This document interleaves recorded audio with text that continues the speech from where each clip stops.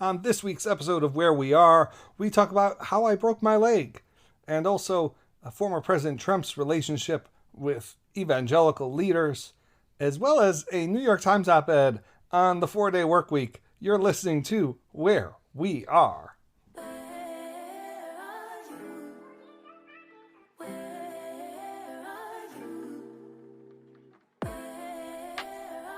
You're listening to Where We Are. We are the Wheres. I'm Michael. I'm Melissa.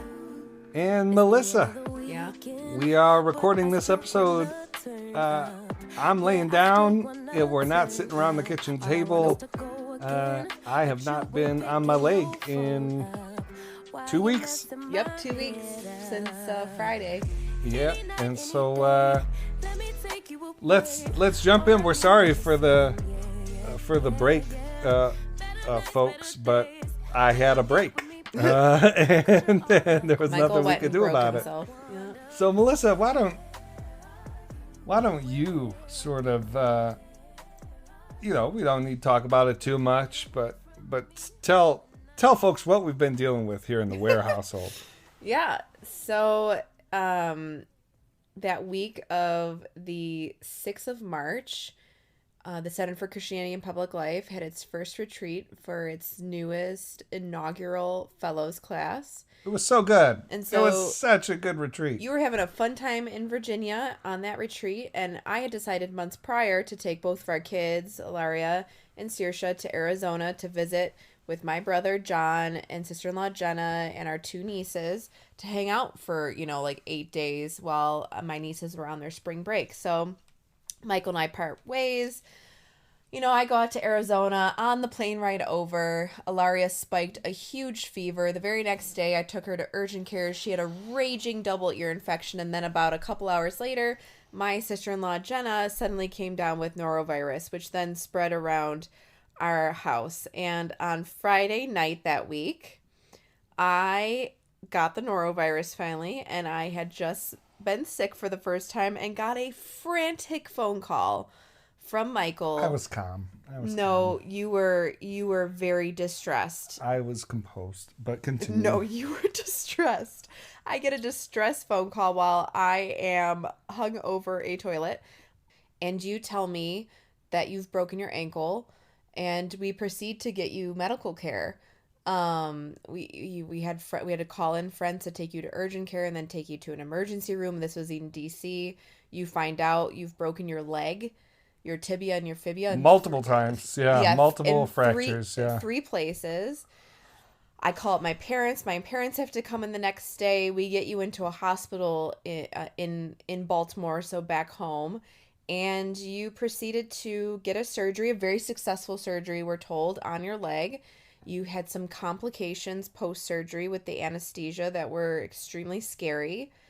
And then I was finally able to come home from Arizona a couple of days after your surgery and to start taking care of you. And my parents stayed a while to get us all settled because you ended up with the norovirus. My mom ended up with the norovirus. It was a wildly powerful virus. I will just say that. Wild. Yeah, so that's the whole story. And for one of the first time, because I'm like an extremely private person, and so while all this was happening, because I just felt so stuck and trapped, and then the complications after your surgery, I kind of tweeted out what was going on and put on Instagram and asking for prayer, because I just felt God telling me that I needed to go far and wide, cast the widest net of having people just pray for you, just hundreds of people. And that's what I got. So many of you prayed for us, for Michael's well-being, for me to get home, for our family to get well, for the help that we were receiving, that we continue to get from friends and family. So, just really grateful to everybody. And oh man, it was a lot of stress. I was very stressed out. In the meantime, I was trying to meditate on Psalm 46:10, be still and know that I am God, and running around constantly, and trying to keep that sort of as like my beacon on the hill, that scripture.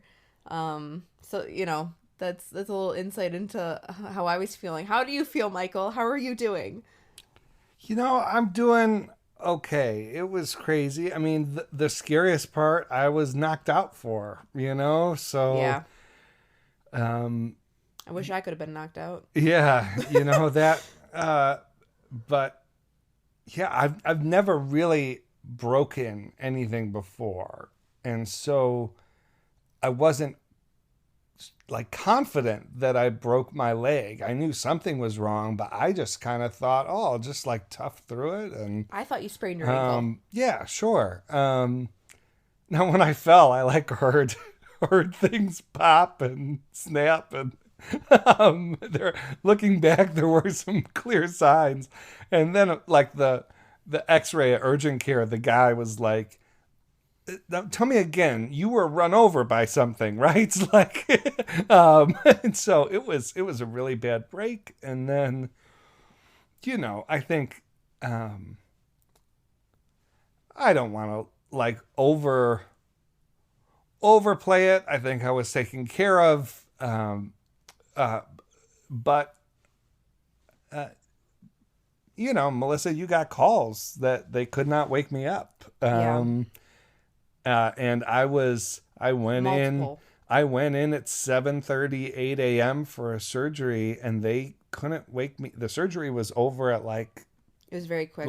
it was very quick, like Because it was probably really successful. They did a 10 great job. a.m. or something.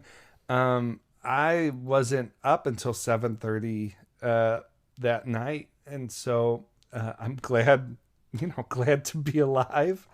Um, you know, with something like this, the pain is really fine. The pain is manageable, especially since after the surgery. Um, but it is just such a downer to have to be constrained in this way, and so we'll see what the prognosis is. We have a doctor's appointment on Monday, but that's the main thing I'm dealing with is just um, the way this is going to change my life, our family's life for at least the next several months. And so we're wrestling with that. I will say I have like growing convictions about the importance of mental health care alongside as part of hospital care. um there We don't need to get into the weeds, but I think I faced real mistreatment in the first hospital I was at, and I think some of that was due uh, to negligence and just coming across some folks who just weren't frankly weren't great people.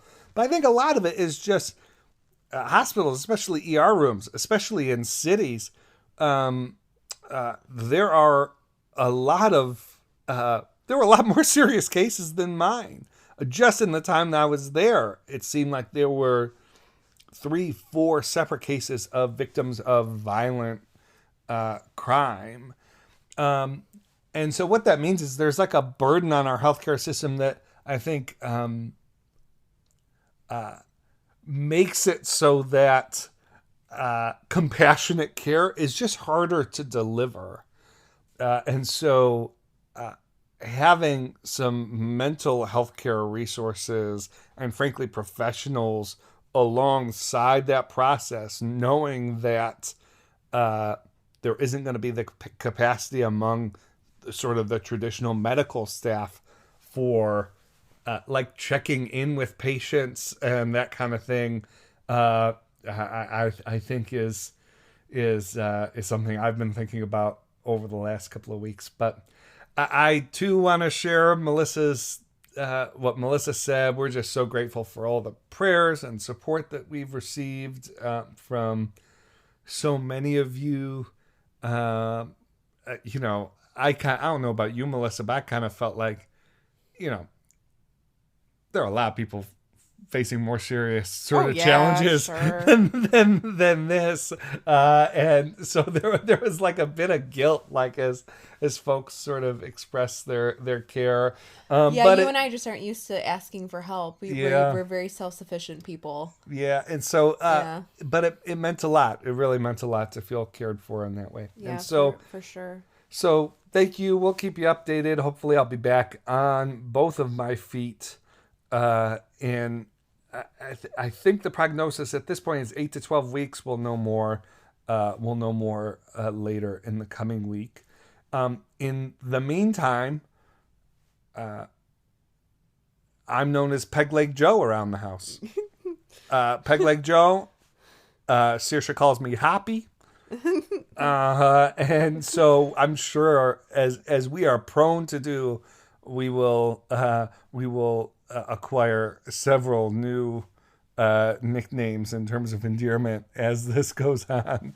But, All right, Scrappy. Yeah. All right, let's take a quick break. When we get back, we have an incredible New York Times op-ed on the 4-day work week to talk with you about, and also want to talk about Trump's campaign and how evangelical leaders are relating to it. We'll do that when we get back after the break. You're listening to Where We Are.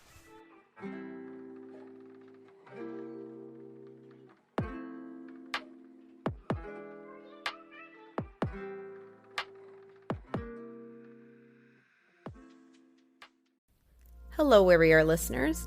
If you're a longtime fan of this podcast or you're just joining us for the first time today, we want to tell you more about our podcast platform called Spotify for Podcasters.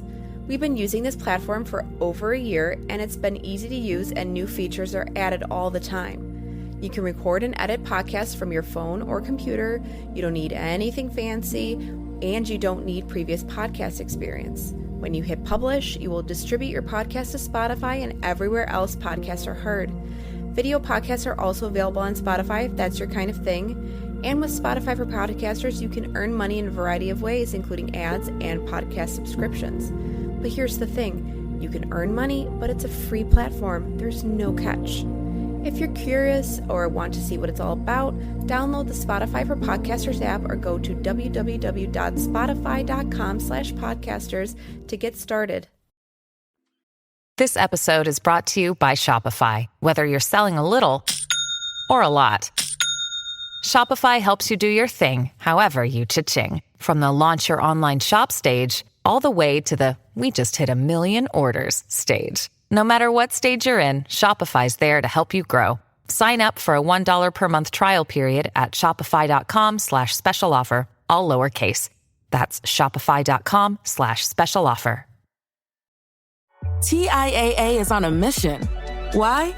Because 54% of Black Americans don't have enough savings to retire. So in collaboration with big-name artists like Wyclef Jean, TIAA released Paper Right. New music inspiring a new financial future. With 100% of streaming sales going to a nonprofit that teaches students how to invest. Stream Paper Right now and help close the gap.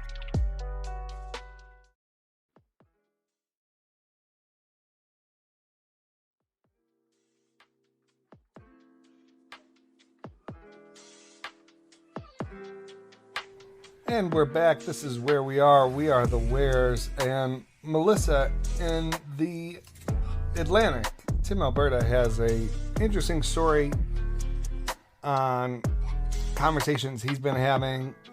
Tim Alberta, journalist for the Atlantic, has written some excellent stuff on evangelicals and politics, particularly over the last 5 or 6 years. He's a believer himself. Tim wrote a piece based on conversations he's had with evangelical leaders that, and this is important, in the context of the Republican primary, not the general. He notes in the piece basically, virtually all of the evangelical leaders he spoke to affirmatively said that they would Yes. support Trump if he won the GOP nomination. And that leads to a dynamic that we've talked about on this show before. But within the context of the Republican primary, the message I got out of it was Trump is basically back at square one, which is, we've talked about this before, people rewrite history. People act like 2016, all the evangelical political leadership just lined up behind Trump. That's not true. A lot of the evangelical leadership was behind Ted Cruz, was behind even Scott Walker. What happened was, once Trump got steam in the Republican primary, and certainly after he locked up the primary, then the evangelical leaders sort of coalesced behind him.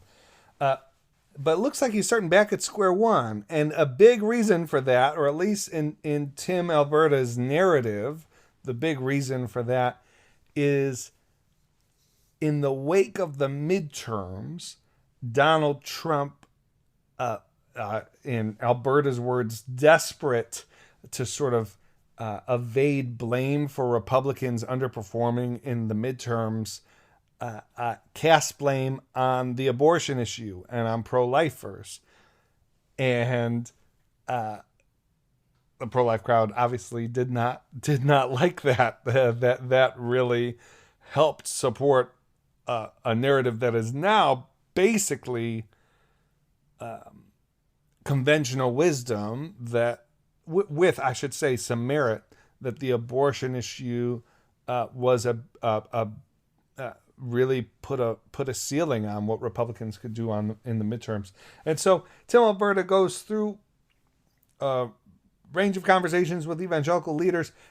He talks about how other primary candidates are seeking to take advantage of this opportunity among political evangelical leadership. So that's another thing. When we're talking about evangelical leaders, we're not talking about your favorite megachurch pastor. We're talking about the political leadership. We're talking about Ralph Reed. We're talking about Tony Perkins. We're talking about like the state-based evangelical organizers in these states. We're talking about leaders of pro-life organizations. It's the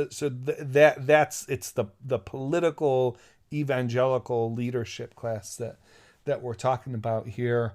Melissa, what do you think this means, if anything? Who do you think has the best shot of consolidating evangelical support, the support of evangelical leadership, which should not be taken to be synonymous with the support of evangelicals broadly, but evangelical leadership away from Trump? Sort of what's your takeaway from this story and from what we've seen in the early months of this campaign?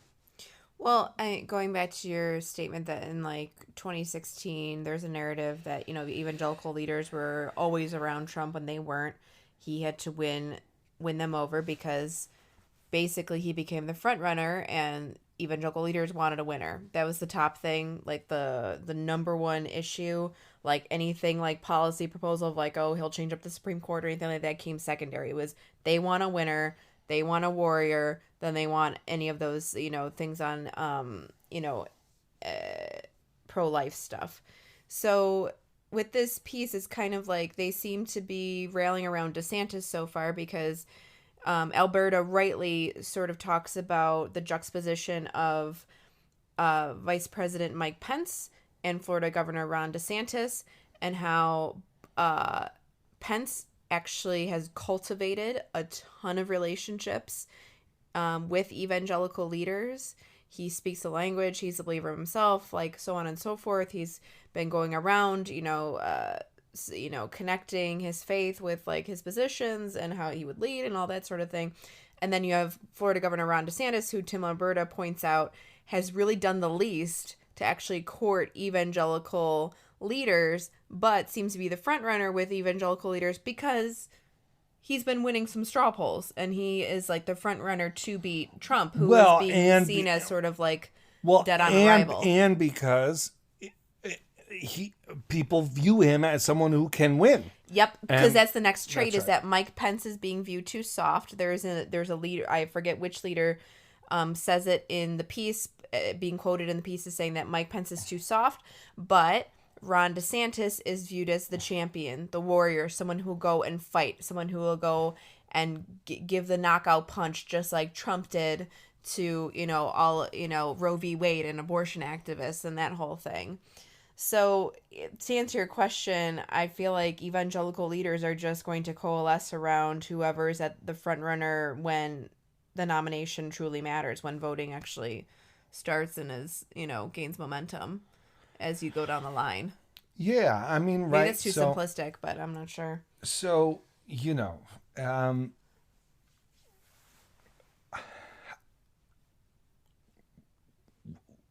we're gonna see if evangelical leadership tries to coalesce to avoid a Trump nomination.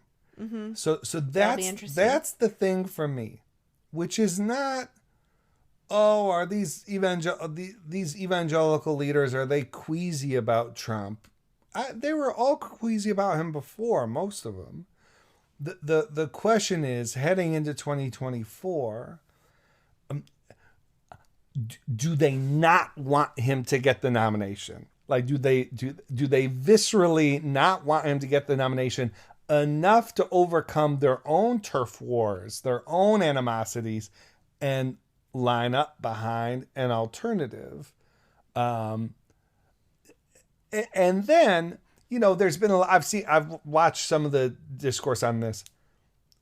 Yes, evangelical leadership supporting a candidate doesn't mean evangelicals are even mass evangelicals are going to follow. But I just wouldn't underestimate the hold that a narrative could take. Yes.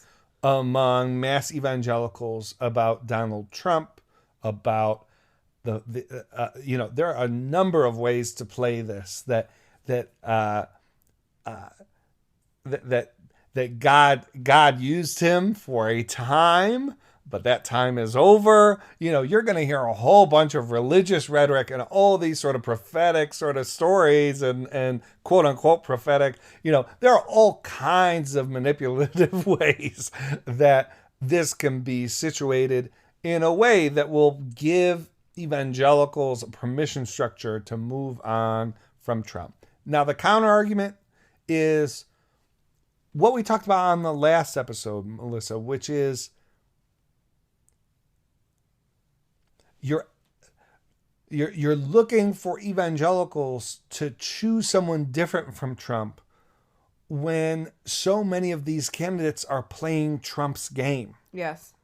Now, I do think to a certain degree,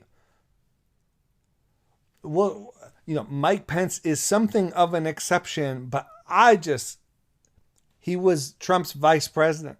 So this whole idea that Pence is, a nicer guy and he'd be such a break from Trump. I'm sorry, the vice president of Donald Trump cannot be a break from Donald Trump. That's just not.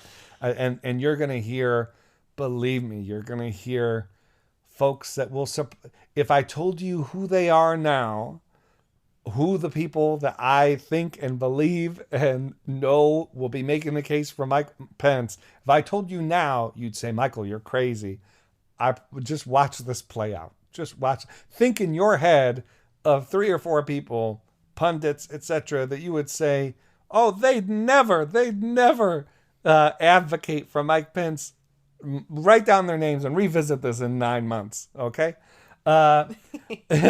I'm smirking at you right now. You are smirking at me. I know exactly who you're thinking of. You are smirking at me.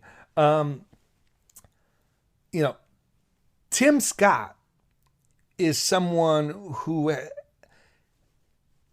we talked about him on the last episode as well. He's someone who's trying to develop a bit of a harder edge, I think, to try and outflank Pence and also to to make an impression. He doesn't have the name recognition that even Mike Pence does, and certainly not Trump or DeSantis.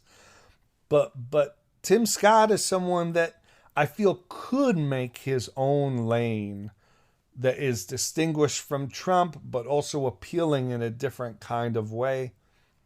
We're going to see. I think you're going to see 3 or 4 more legitimate candidates jump in this race. Really, I'd say any serious candidates. There could always be exceptions and historical anomalies, but really you're looking for folks to jump in between now and Labor Day at the latest. But honestly, folks who are serious should be jumping in March, April, May. Mike Pence was on Fox News this week. He said he's getting very close to a decision. So we're going to see this play out. But Melissa, I think the main point is Trump is back at square one with evangelical leadership. He doesn't have to rebuild a tie with sort of mass evangelicals, but I just caution people against thinking that mass evangelicals can't be moved. Remember, these folks mobilized for George W. Bush. These folks mobilized. Now, yes, there have been some changes in politics, but just never underestimate how fluid evangelicals are politically in this country, particularly within the Republican context. There is a surprising window or surprising sort of a field at which evangelicals can go between a left and right flank, not politically speaking, but just sort of there are a lot of directions evangelical voters can take in a Republican primary. Should the, given the right leadership, given smart campaigning, that kind of thing. So we'll see how this race develops. Right now, I think, Melissa, correct me if I'm wrong. It has been a crazy 2 weeks, but yeah. I think the only official, it's only Trump, Haley. Mm-hmm. I know there's the like Silicon venture capitalist, whatever, Vivek, but in terms of serious candidates, I think it's only Trump and Haley that are officially in, with DeSantis, Scott, and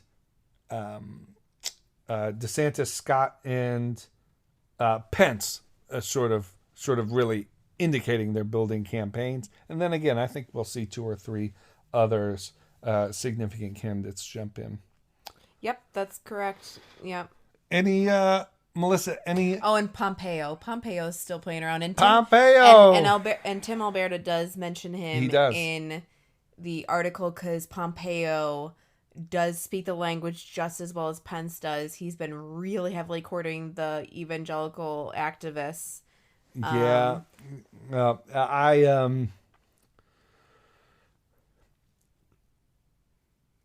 I don't think he has what it takes to run and win a national campaign. But we'll see. I mean, it could be an interesting, if he runs hard on Israel, which he do, on the David Accords, which is widely held as a success of the Trump administration, and then just absolutely doggedly on the Afghanistan withdrawal. Yeah. Maybe there is a lane.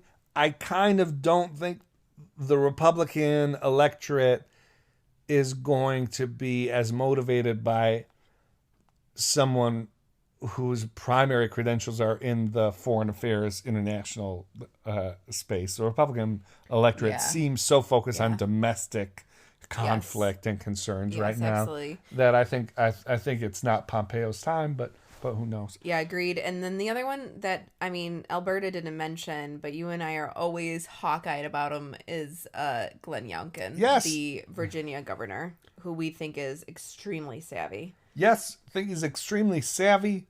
I think he is a more palatable DeSantis. I think That's he exactly is. right. I think he's a more likable Pence. I think he's. I think that he like DeSantis, he doesn't have a firm tie to Trump, which I think could be a benefit, certainly in a general election. Um, and I just think he ran a great campaign in Virginia. Politically speaking, I mean, it gives me confidence. And my thing, which is especially in Virginia where they have term limits. The worst, if he has national ambitions, the worst thing he could do is try and run against Kane or Warner, for the Senate. So it's kind of like, what's next for him? And maybe he's content with just being governor and serving out his time there. But if there's a next step for him, I think 2024 is the time to take it. I want to wait for 2028. So we'll see with him. But we'll continue to watch the 2024 race develop. But Melissa, speaking of four,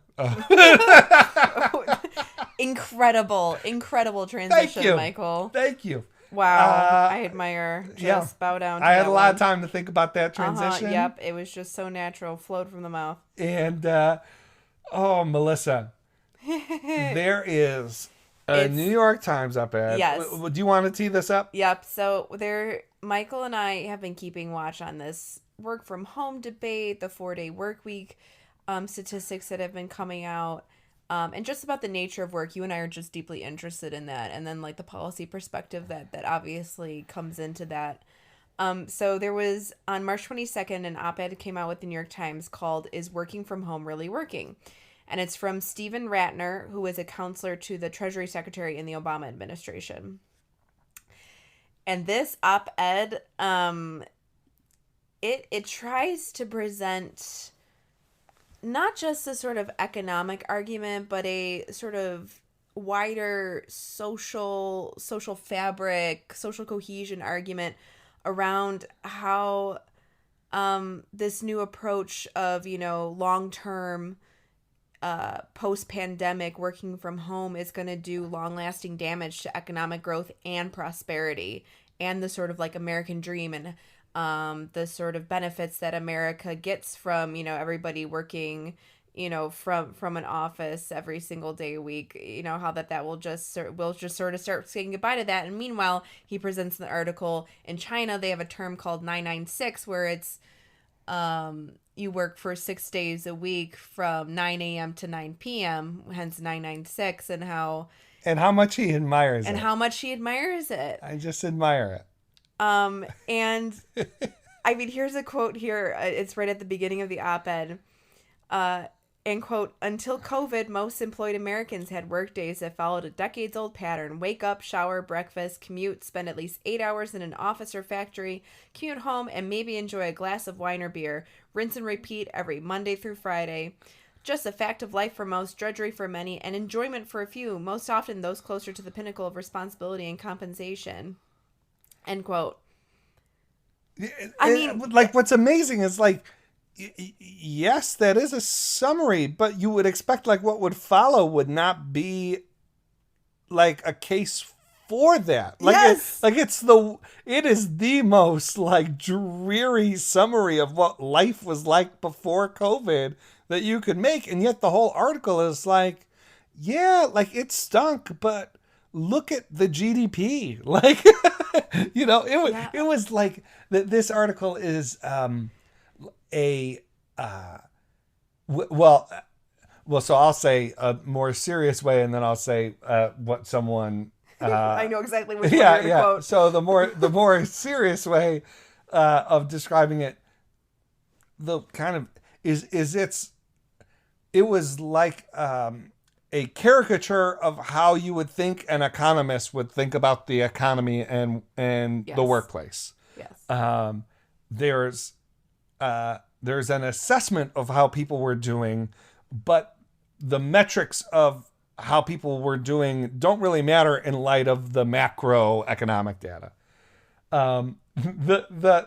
The more pithy way to say this, which was a comment I've seen, I don't know who said it, but someone commented, was this written by an office building? Which Well, no, that's what this op-ed struck me as. Yeah. When it comes to the economic growth argument, what it seems like, and he doesn't come out and say it at all, so that's why, another reason why I just can't like this op-ed, is that it seems like he should have gone after, how our cities are built and what they're built around. They're built around office buildings. They're built around people working in an office 5 days a week. And the damage that this working from home will do to cities, will do to developers, will do to rent, will do to downtown cityscapes and like how they are built. Like, yeah, that's like a really good discussion to be having.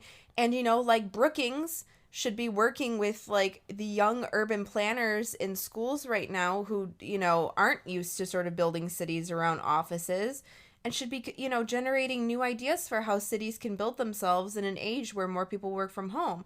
Like, that's the sort of like, that's where you want think tanks investing. That's where you want policy investing of like, okay, we've got this. What are we going to do about it, especially on the policy side of things? But he doesn't mention any of that sort of economic damage at all. It's basically, he says that, productivity is down, but here's the thing. There are literal peer-reviewed studies, and one was done by, with NASDAQ workers. There was a 13% increase with work from home. Now, when they actually survey bosses, managers, all of them don't think that that's true. They're very, very afraid. They're calling it, productivity paranoia. That's what they're calling it for managers and bosses and CEOs. They're calling it productivity paranoia, where they think that their workers are not as productive. And this person who wrote this op-ed, Ratner, kind of goes along with that mentality, when actually we have a lot of stats that show that productivity has gone up and workers are so much more satisfied. Their mental health is a lot better. Their work home life balance is better. I will say, like, I share some skepticism that, you take out a work day and productivity is going to go up. Like, I think you need some pretty rock solid evidence that is going to, we have peer reviewed studies. Yeah, there are, I don't think that there's enough data in Melissa to say a cross sector sort of that holds true across sector for the American economy. But I'm saying that to make this point, which is there are ways to make that argument that are more in touch with practical concerns and the way he could have emphasized small business owners, but instead, I mean, again, the article is such a caricature. He quotes Jamie Dimon, the CEO of JP Morgan, at the World Economic Forum in Davos to like make his argument. He's like, well, Jamie Dimon says working remotely, quote, doesn't work for young kids or spontaneity or management at the World Economic Forum's annual meeting in Davos. It's like, wow, he is not making an effort.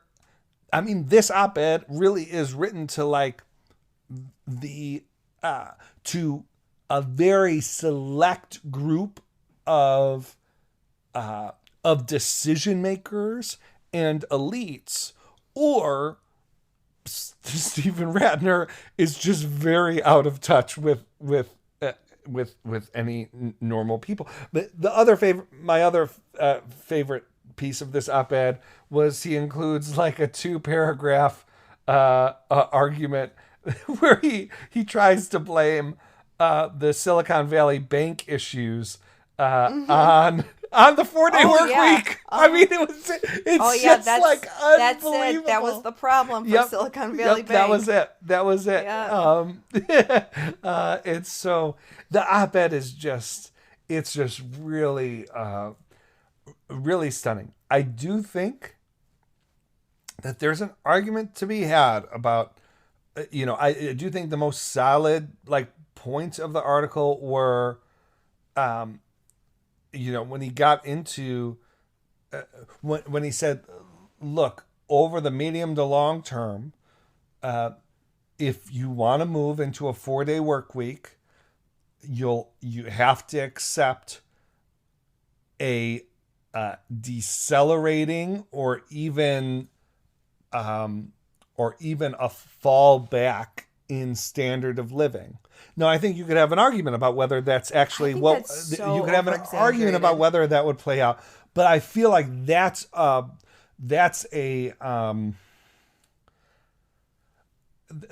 an argument worth playing out. I do think that there are a lot of these, and I can't remember if we talked about it on the pod or if it was just another conversation I was having with somebody. But when I think it was on the pod. I can't. Maybe you'll remember the context. Yeah, what's up? I feel like younger people say they look at the status quo. They say, they identify things that are going wrong, and they support policy changes to address those things that are wrong. And when you confront them with the negative externalities of what their policies might do, they'll just sort of say, well, yeah, but we're fixing what's wrong. We'll deal later with the negative consequences of what we do. But this is a problem. We've dealt with it long enough. We need to take drastic action to take care of this. And then if there are negative consequences, we'll deal with those later.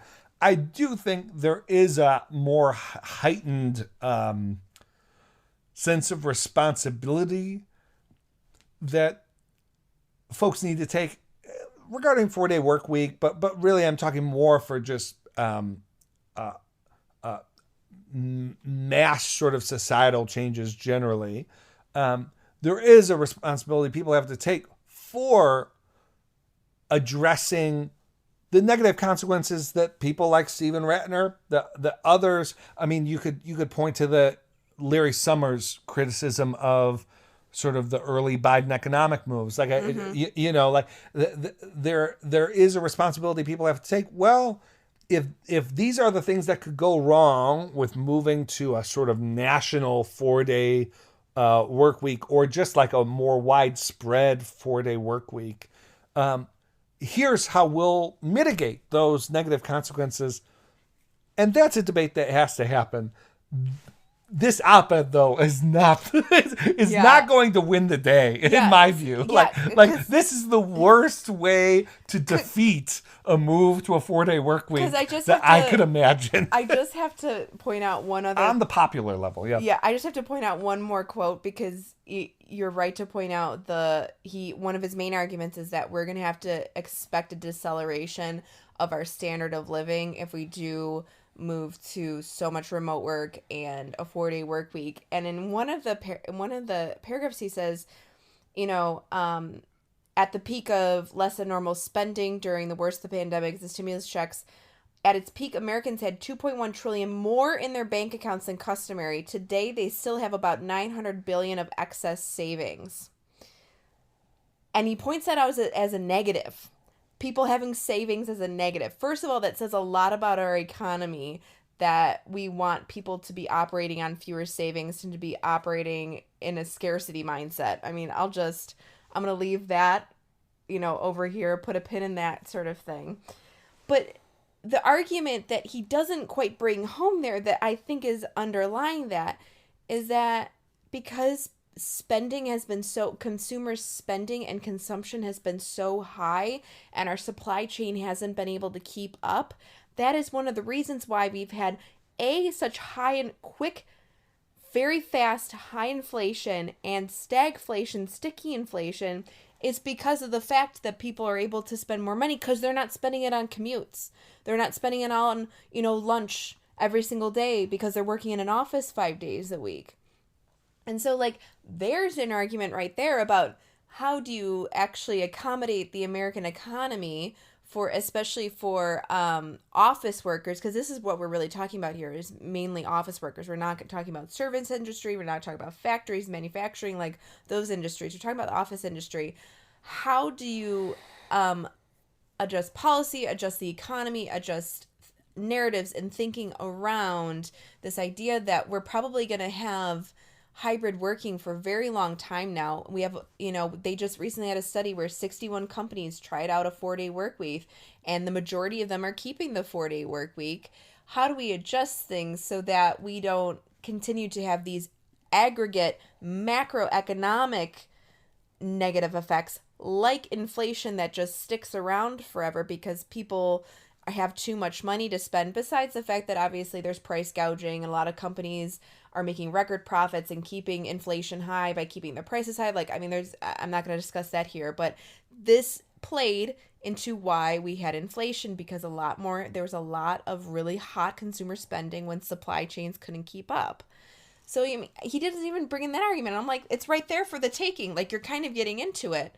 And then there's just the argument here as well that we have, in an age of AI, becoming far, far more sophisticated and replacing a lot of workers and, creating art and writing essays and doing a sort of, the worry has been for the past few years that AI would replace the type of workers who are more in like the retail service industry, that sort of thing. We now have the threat of AI replacing like office workers.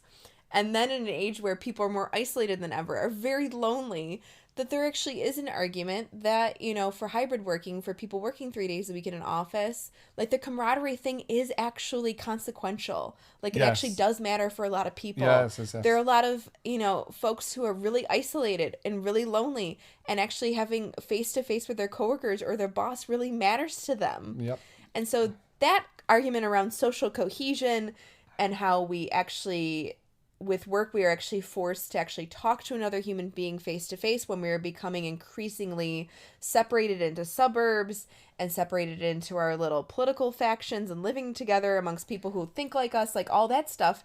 Like, work is actually a facilitator of people coming from very different backgrounds into the same space and having to get along. So, Melissa, you'd think, national conversation about loneliness, mental health, social cohesion, that what you're saying would make sense. But instead, Stephen Ratner has a better solution, which is to say, look at the Chinese and how great they are. Yeah, that 996, 9 a.m. to 9 p.m., 6 days a week. Why can't we be more like them? You know how much we all like the Chinese government right now. You know how much Let's do it. We need to do it like them. Let's not be unbelievable. We hate communism, but give us the economic model. Okay. No, that's exactly. Again, but we should be aware of different choices being made in other countries, particularly China, our biggest strategic adversary. The Chinese expression 996 means working 9 a.m. to 9 p.m. 6 days a week, while the Chinese government has been trying to curb this practice as part of a series of labor market reforms. In my many interactions with businessmen and investors there, I still find the prevailing work ethic extraordinary. That's communism, Stephen Ratner. That's that is the legacy on which you're that drawing. Work ethic. Oh my goodness! So again, we encourage you to look up this op-ed. Is Working from Home Really Working by Stephen Ratner. Stephen's, I don't know him personally. We worked in the Obama administration together. He's a great guy. I believe he was a key person involved in efforts to bail out and save General Motors and the auto industry. He's done really good work, but let's just say he wasn't on the comms team. Okay, this op-ed is not. It was written by an office building. Is not hitting the kitchen table issues. Okay, all right, Melissa. Well, it was fun talking about that. Is there anything else you want to cover before we land the plane on this episode? No, we can land the plane. Although I should probably land it because you're. I don't know if you need both legs for landing a plane. I don't know. Anybody a pilot out there? Yeah. Do I need my left leg to land a plane, or can I just have it sort of off to the side? All right, folks. We'll keep you up to date. We're gonna try and maintain our schedule with Morning 5, Monday through Thursday, as usual. Weekly episodes. We should be back, barring another broken limb, the norovirus somehow making its 5th circulation through our household. We should be back for good for the time being. Again, thank you for hanging with us. Would encourage you to review this podcast, subscribe with us at reclaiminghope.substack.com, and stay in touch with us over social media. Until next time, you've been listening to Where We Are. Bye.